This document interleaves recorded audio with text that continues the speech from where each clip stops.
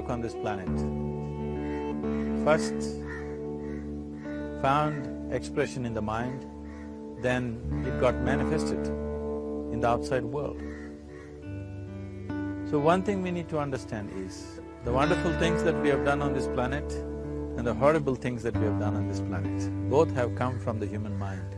So if we are concerned as to what we create in this world, it's extremely important that first of all we learn to create the right things in our mind, how we keep our minds. If we do not have the power to keep our minds the way we want it, what we create in the world is also going to be very accidental and haphazard. So learning to create our minds the way we want is the basis of creating the world the way we want. There is a wonderful story in the yogic law.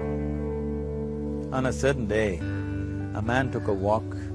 He went for a long walk. Accidentally, unawares, he walked into paradise. Fortunate, isn't he?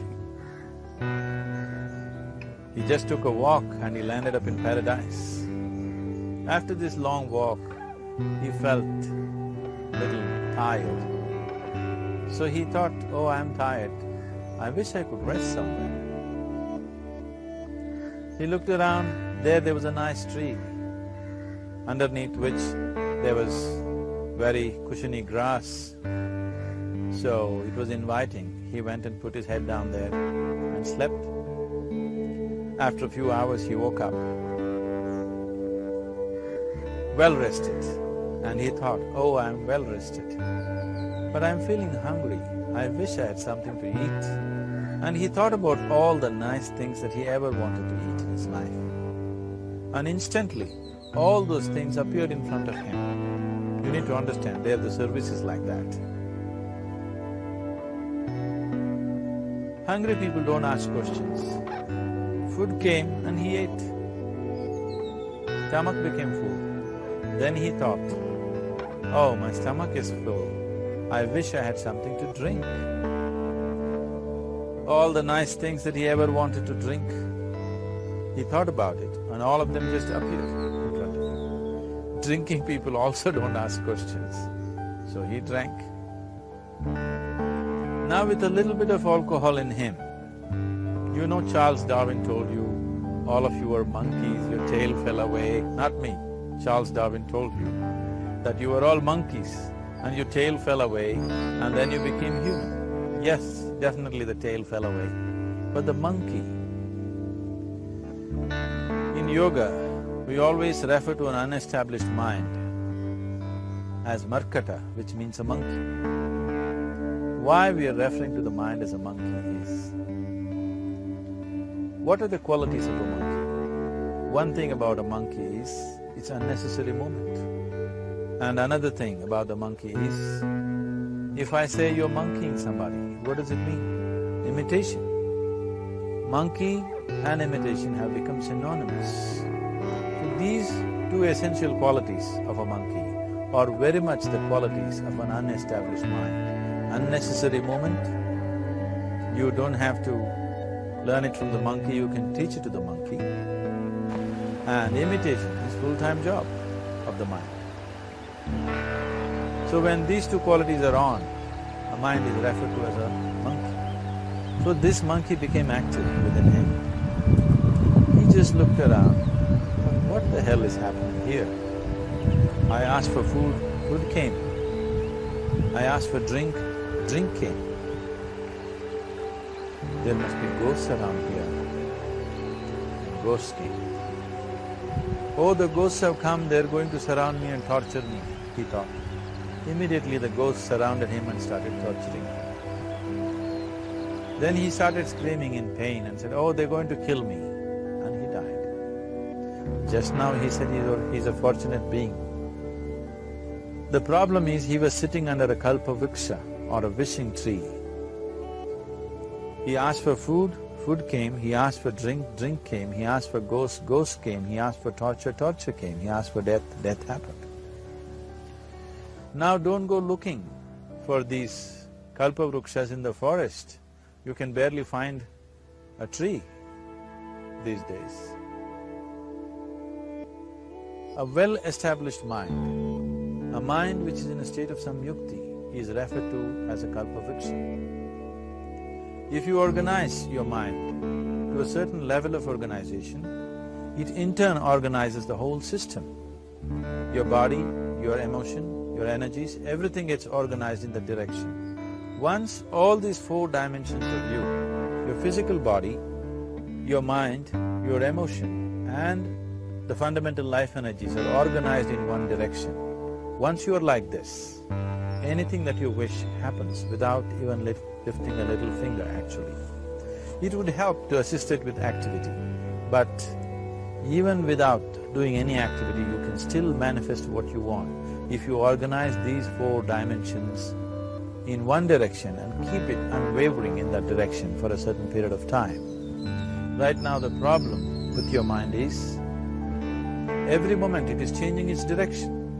It is like you want to travel somewhere and every 2 steps if you keep changing your direction, the question of you reaching the destination is very remote unless it happens by chance. So, organizing our minds and in turn organizing the whole system and these 4 basic dimensions of who you are right now in one direction, if you do this, you are a kalpavriksha yourself. Anything that you wish will happen. But right now, if you look at your lives, everything that you have wished for till now, if it happens, you have finished. Everything and everybody that you have desired for, if all of that lands up in your house today, could you live with that? So if you want to become empowered, it is also important that you become responsible as to what you ask for and what you don't. Right now the world's situation is just this, we are hugely empowered with technology. Today it doesn't take 6 billion people to destroy this planet. One man by pressing the wrong button can destroy the whole planet. When we are empowered like this, it's very important that our physical action, emotional action, mental action and energy actions are controlled and properly directed. If it is not so, we become destructive, self-destructive. Right now, that is our problem. The technology, which is supposed to make our life beautiful and easy, has become the source of all the problem that we are destroying the very basis of our life, which is the planet. So what should have been a boon, we are making a curse out of it. What has brought incredible levels of comfort and convenience to us in the last 100 years or so has also become a threat to our life simply because we are not conscious action, we are in a compulsive state of action. So organizing our minds fundamentally means moving from a compulsive state of activity to a conscious state of activity. You might have heard of people for whom they asked for something and beyond all expectations it came true for them. Generally this happens to people who are in faith. Now, let's say you want to build a house. If you start thinking, oh, I want to build a house. To build a house I need 50 lakhs, but I have only 50 rupees in my pocket. Not possible, not possible, not possible. The moment you say not possible, you're also saying I don't want it. So on one level you're creating a desire that you want something, on another level you're saying I don't want it. So in this conflict, it may not happen. Someone who has some faith in a god or in a temple or whatever, who is simple-minded. Faith works only for those people who are simple-minded. Thinking people, people who are too much thinking, for them it never works. A childlike person who has a simple faith in his god or his temple or whatever, he goes to the temple and says, Shiva, I want a house. I don't know how, you must make it for me. Now in his mind there are no negative thoughts. Will it happen? Will it not happen? Is it possible? Is it not possible? These things are completely removed by this simple act of faith. Now he believes Shiva will do it for him and it will happen. So is Shiva going to come and build your house? No, I want you to understand, God will not lift his little finger for you. What you refer to as God is the source of creation. As a creator, he has done a phenomenal job, there's no question about it. Could you think of a better creation than this? Is it in anybody's imagination to think anything better than what is there right now. So as a creator, he has done his job wonderfully well. But if you want life to happen the way you want it, because right now, the very crux of your happiness and your well-being is this. If at all if you're unhappy, the only and only reason why you're unhappy is life is not happening the way you think it should happen. That's all it is. So if life is not happening the way you think it should happen, you're unhappy. If life happens the way you think it should happen, you are happy. It's as simple as that.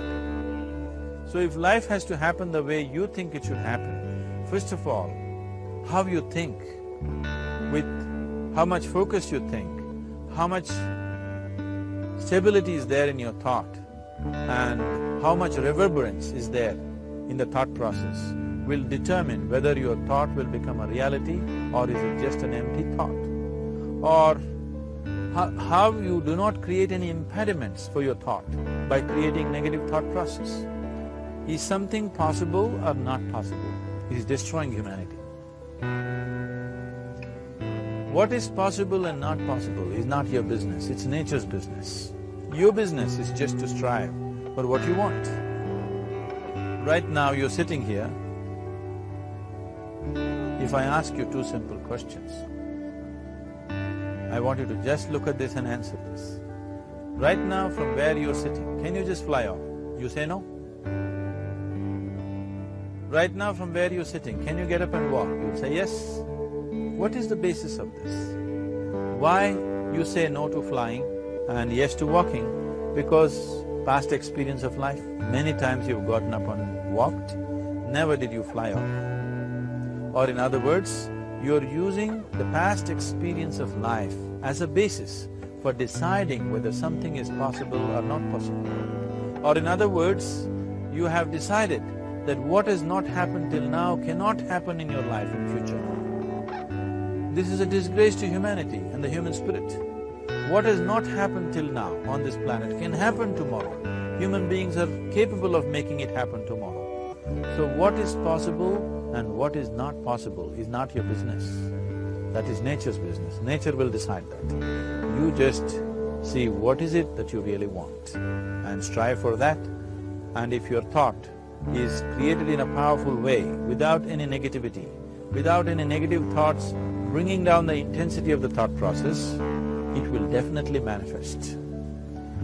The whole existence today, modern science is proving, is just a reverberation of energy. It is a vibration. Similarly, your thought is also a vibration. If you generate a powerful thought and let it out, it will always manifest itself.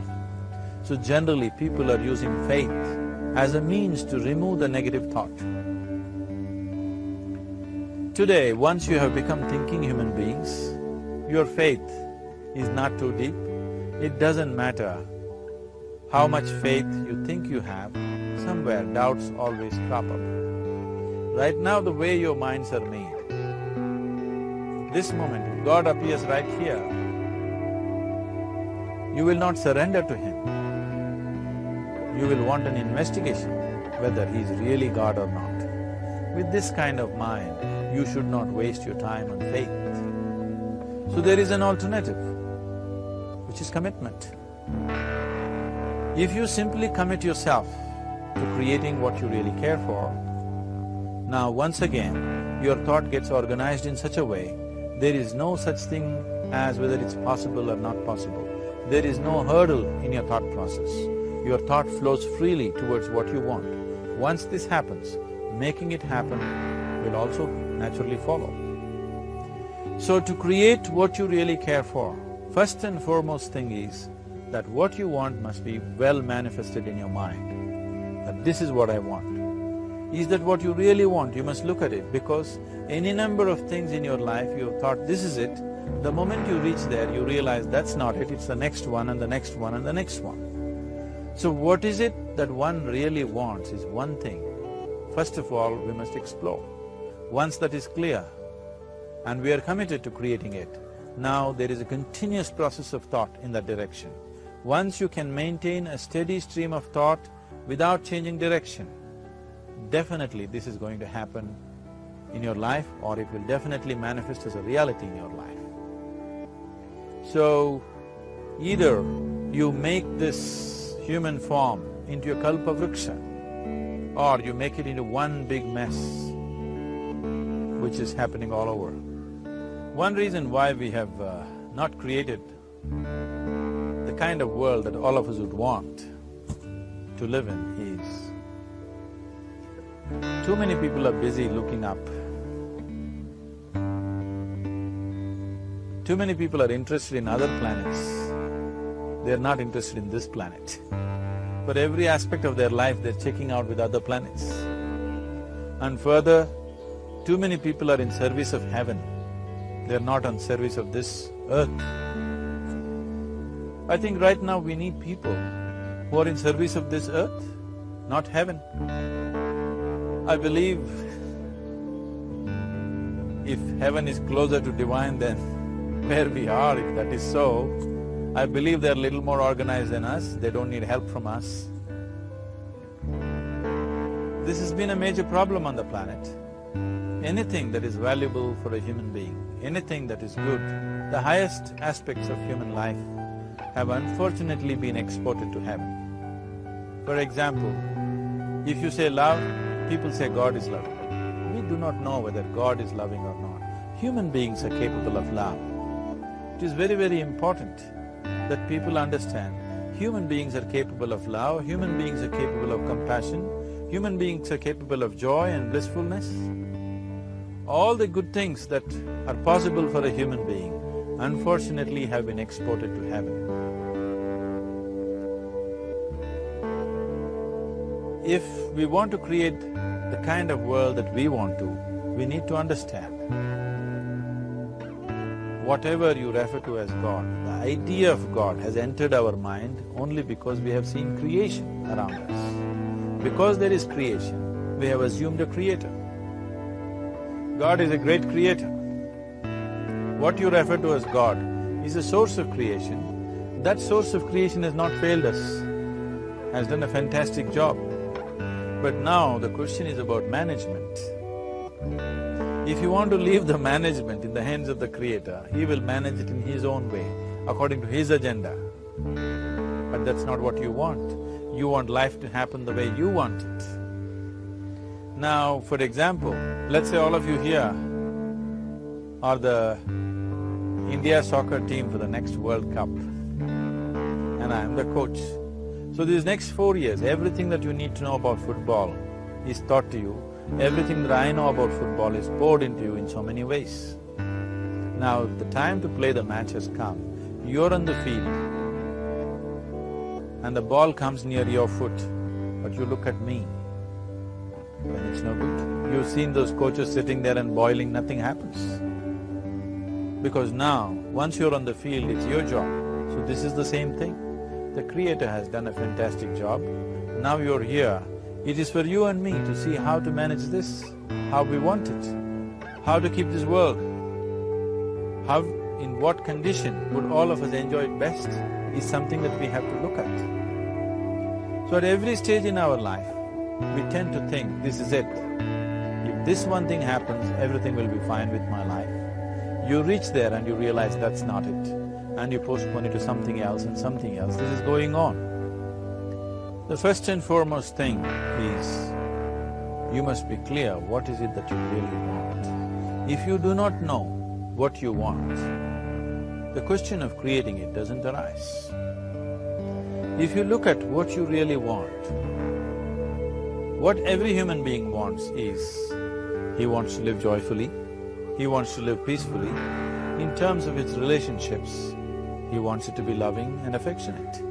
Or in other words, all that any human being is seeking for is pleasantness within himself, pleasantness around him. If this pleasantness, if it happens in our body, we call this health and pleasure. If it happens in our mind, we call this peace and joy. If it happens in our emotion, we call this love and compassion.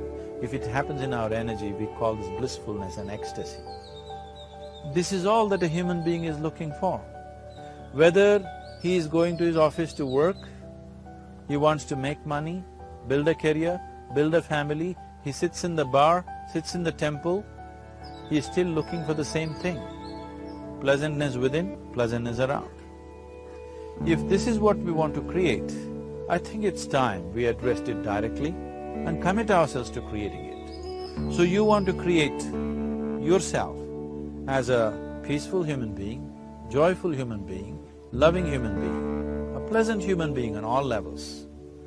And do you also want a world like this? A peaceful world, a loving world, a joyful world. No, I want greenery, I want food. When we say a joyful world, that means everything that you want has happened. So this is all that you're looking for. So all that you need to do is commit yourself to creating it, to create a peaceful, joyful and loving world, both for yourself and everybody around you. Every day in the morning, if you start your day with this simple thought in your mind, that today, wherever I go, I will create a peaceful, loving and joyful world. If you fall down 100 times in the day, what does it matter? For a committed man, there is no such thing as failure. If you fall down 100 times, 100 lessons to be learnt. If you commit yourself like this to creating what you really care for, now your mind gets organized. Once your mind gets organized, the way you think is the way you feel, your emotion will get organized. Once your thought and emotion is organized, your energies will get organized in the same direction. Once your thought, emotion and energies are organized, your very body will get organized. Once all these four are organized in one direction, your ability to create and manifest what you want is phenomenal. You are the creator in many ways. Why I am saying you are the creator is, I want you to look at the nature of your life right now. If you eat a banana, in 4 hours' time, this banana becomes a human being. There is something within you, a life-creating process, a process which builds this body. The manufacturer of this body is within. You give him a banana, he makes a human being out of that banana. Transforming a banana into a human being is not a small thing. It is a phenomenon. It is just that this phenomena is happening within you unconsciously. If you could only consciously manifest this, making a banana into a human being, you are the creator. You are nothing less than that. As the theory of evolution goes, to make a monkey into a human being, it took millions of years. Over an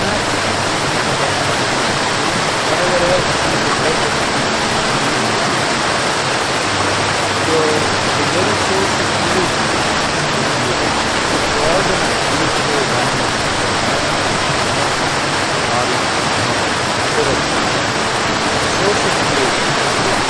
you are the creator, what you want.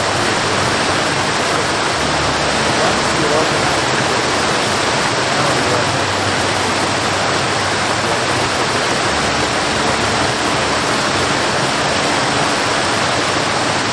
There are tools how to organize in such a way that instead of being a psychological mess, you can make yourself into a kalpavruksha. This culture, these traditions, the whole technology of yoga is just about this, transforming yourself from being just a piece of creation to the creator himself. This is not in search of God, this is in search of becoming a God. This is not in search of divine, this is in search of becoming divine, because that which you call as divine, that which is the source of existence, is throbbing within you every moment of your life. Otherwise, a piece of bread cannot become a human being in the course of an afternoon. So, shifting from being just a piece of flesh and blood to becoming a creator, there is a whole science and technology for this. There are tools to make this happen. That which is the source of creation is functioning within you every moment of your life. It is just that, have you kept access to that dimension or not? Organizing the four basic elements of your life will give you that access. There are tools and technologies to do this. The whole science of yoga, the whole technology that we refer to as yoga is just about this, transforming yourself from being just a piece of creation to become a creator. For example, 100 years ago, if I picked up something like this and I start speaking to someone who is across in another part of the world, you would think it's some kind of a miracle. Either I must be a messenger or a son or maybe God himself. But today, this is just another gadget that every one of us carry and use. Today sitting here, without using this instrument, if I speak to someone in another part of the world, it is still a miracle for you. So, this instrument happened because of human mind wanting it to happen. 100 years ago, nobody thought this was possible, but today it is just a common thing. Similarly, many things which are not in our perception yet can be brought into our perception, and our ability to create our lives can be greatly enhanced. So the first and foremost thing is to organize the mind and to organize your emotions, body and energy in that line. Once this happens, you are in touch with the fundamental life-creating process within you. Once you're in touch with it, once you're in excess of that power, you have the power to create. You have the power to create your life and your surroundings the way you want it. Because we have lost our power to create, we are making a mess out of ourselves and the world around us. If we operated as the true creator, as it is operating within us, creating this body for us, if we could create our lives with the same sense of organization and sense of purpose, this world and the human being would be in a completely different state. It is my wish and my blessing that every human being in this world should have this access to the source of creation within himself, so that he can function here as a creator, not just as a piece of creation.